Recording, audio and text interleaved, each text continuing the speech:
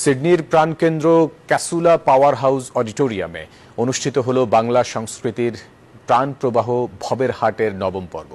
প্রবাসে থেকেও যেন বাংলার মাটির ঘ্রাণ ছুঁয়ে গেল সিডনিবাসী দর্শক শ্রোতার হৃদয়। 28 জুন সন্ধ্যায় জাতীয় সঙ্গীত পরিবেশন ও শাকিল চৌধুরীর সঞ্চালনায় শুরু হয় এক অনন্য আয়োজন। পরিকল্পনা, নির্দেশনা ও পরিচালনায় ছিলেন ফারিয়া আহমেদ।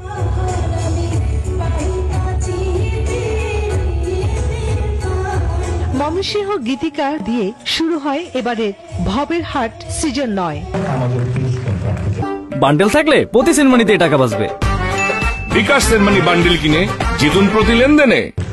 দ্বিতীয় পর্বে গুণীজন সংবর্ধনা অনুষ্ঠানে আজীবন সম্মাননা প্রদান করা হয় সাউন্ড ইঞ্জিনিয়ার আত্তাবুর রহমান, সমাজসেবক মোহাম্মদ লুৎফুর রহমান টিপু, রত্নগর্ভা মা মালা ঘটক চৌধুরী ও নিশাতারা সিদ্দিক রিপাকে। এ সময় গান পরিবেশন করেন বনফুল বড়ুয়া, লামিয়া আহমেদ, নীলাদ্রি চক্রবর্তী ও ফারিয়া আহমেদ। নৃত্যে ছিলেন অর্পিতা সোম চৌধুরী ও তার দল। সমাপ্তি বক্তব্যে আয়োজক ফারিয়া আহমেদ আগামী বছর ভবের হাটের 10ম বর্ষপূর্তিতে সবাইকে আমন্ত্রণ জানান এবং সকল অতিথি, দর্শক ও স্পন্সরদের প্রতি কৃতজ্ঞতা প্রকাশ করেন।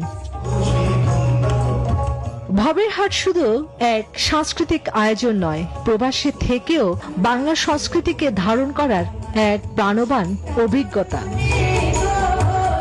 Desk report, news 24।